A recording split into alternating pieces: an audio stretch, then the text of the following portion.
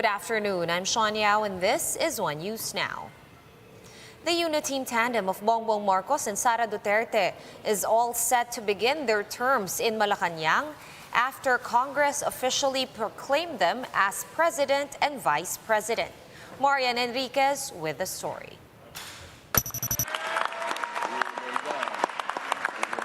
The crowd cheered at the Batasan yesterday as the country's next president and vice president were proclaimed.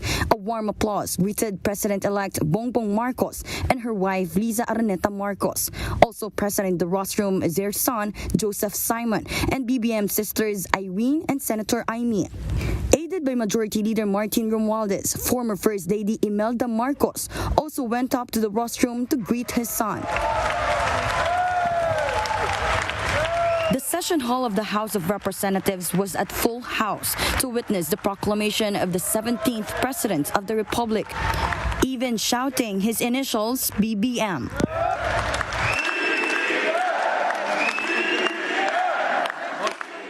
In a quick ambush with the media, Marcos Jr. thanked the 31 million Filipinos who believed in him and his message of unity. He also asked support from the general public as he prepares to assume the presidency. I ask you all, pray for me, wish me well. I want to do well because when a president does well, the country does well, and I want to do well for this country. For his sister, Senator Amy, Bongbong's win is a second chance for the Marcos family almost 4 decades after their father, former President Ferdinand Marcos Sr., was ousted, leading to the February 1986 EDSA revolution. We're very, very grateful for a second chance, as it were, dahil medyo mabigat ang pinagdaanan ng aking pamilya. Talagang matapos yung 1986. Well, syempre yung nanay ko sobrang excited. Sobrang excited niya at tuwan-tuwa siya sa mga pangyayari. Vice President-elect Sara Duterte meanwhile arrived at the Batasan with former President Gloria Macapagal Arroyo. Marcos and Duterte even shared the hug when they saw each other. While President-elect Marcos went up with his family, VP-elect Inday Sara had her rostrum moment alone, joined only by Senate President Tito Soto, an opponent of hers during the vice presidential race.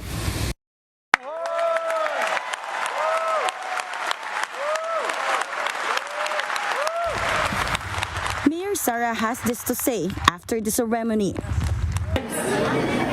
Magtulungan tayo para sa isang bayan na mapayapa at nagkakaisa.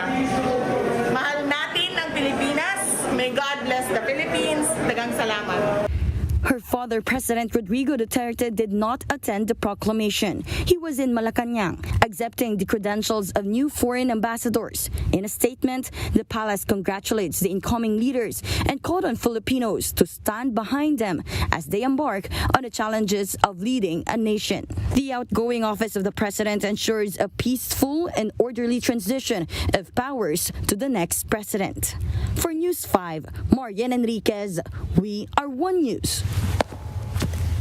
President-elect Bongbong Marcos held a press conference at his headquarters earlier today. Let's get the details from Marlene Alcaide, who's joining us live from Mandaluyong. Hi, Marlene. Good afternoon. What happened this morning? What did incoming President Marcos say? Hi, Sean. A day after his proclamation, President-elect Bongbong Marcos announced additional members of his cabinet. Bangko Sentral ng Pilipinas, Governor Benjamin Diokno will head the Finance Department.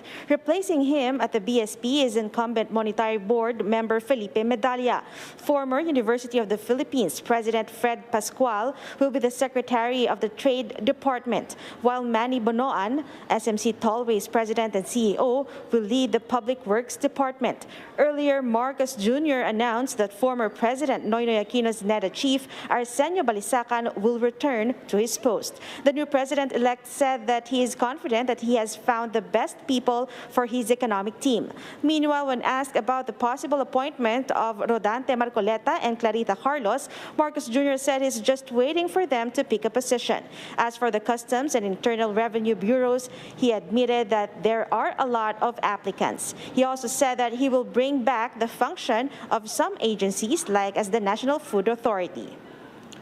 Sean, Marcos Jr. also touched on several issues hounding the country. For one, he said he will assert the country's claim in the West Philippine Sea by pursuing bilateral talks with China. Sean? All right, on another matter, Marlene, do you have any information as to why this press conference was limited to select media outfits only? I think only SMNI, Net25, and GMA were invited. Yeah, 3 stations. Yes, we are going to ask that later at the press conference at 3 o'clock this afternoon. Sean. All right, Marlene, were you invited to the press conference? Was our news outfit invited to this press conference? They just sent a link of the live interviews this morning at around 10 a.m., minutes before the press con started, Sean. So right. Later we will ask the selection process, and we will ask clarification about it later, Sean. All right. Looking forward to your answer, or to their answer to that question. Thank you so much for that update, Marlene Alcaide, reporting to us live from Mandaluyong City. Meanwhile, PDP Laban has congratulated President-elect Bongbong Marcos and Vice President-elect Sara Duterte after their proclamation on Wednesday. In a statement, the ruling party echoed Marcos Jr.'s sentiment that the majority vote represents the electorate's trust in them as leaders. Marcos and Duterte won by an overwhelming margin, with each of them receiving more than 50% of the votes based on the Congress's official canvass. One News Now will be back with more stories after this quick break. Keep it here.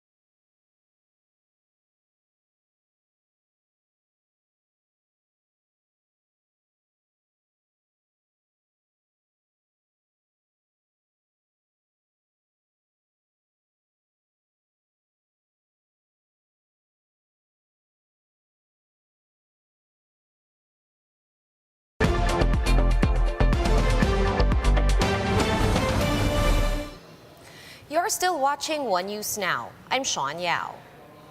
One economist is warning of the impact of tax adjustments, which the Finance Department is pitching to the next administration. ING Bank senior economist Nicky Mapa told Business World Live that higher taxes could affect consumption and investments. He added that deferring income tax reductions will take a toll on the middle class. It's going to hurt the middle class. I think the tax break that many of the middle class people were looking for will be deferred. And as for second quarter growth or GDP, Mapa said the numbers are looking great, but there are still headwinds, including high inflation. I think the second quarter numbers will look great as well because of all the election-related induced spending. If we can play our cards right, despite the challenging landscape, then I guess we can still escape or find a way to grow at a robust pace. And members of the Makabayan Bloc will continue to push for their advocacies, despite getting only 3 seats in the incoming 19th Congress. Bayan Muna Representative Carlos Zarate told Radio 5 that constant red tagging against their group had affected their chances in this year's elections. Out of the Makabayan Bloc, only Kabataan, ACT teachers, and Gabriela were able to secure seats for the next Congress. The proclamation of winning party lists will take place at the PICC complex in Pasay City later this afternoon. They will have the privilege, itong mga kasamahan natin, na dadalhin yung torch for new politics at yung mga advocacies pa rin natin dyan sa loob ng Kongreso. At kami naman, habang nasa labas, ay tutulong pa rin kami doon sa paghahain nga natin itong mga reforma na gusto nating mangyari sa loob man at labas ng Kongreso man. Let's now take a quick look at today's other top stories. The COMELEC Employees Union is backing the confirmation of Saidamen Pangarungan as the chairman of the poll body. The union cited Pangarungan's capable leadership in organizing this year's national and local elections. The Commission on Appointments is set to deliberate on the ad interim appointments of Pangarungan as well as other COMELEC officials. The Research Institute for Tropical Medicine, or RITM, has been designated as the main isolation facility for suspected and confirmed cases of monkeypox. The DOH will also assign other regional isolation facilities and hospitals that will cater to cases of monkeypox. Philippine movie Susan Roses has been laid to rest in the Manila North Cemetery this afternoon. Her remains were interred next to the tomb of her late husband, Fernando Poe Jr. For more updates, visit News 5, The Philippine Star, and Business World online. Visit our website, onenews.ph, for more in-depth analysis. You can also catch One News on the Signal Play app. Register for a free account at www.signalplay.com and stream One News live anytime, anywhere. Masks on, wash hands, and stay safe, Philippines. I am Sean Yao. We are One News.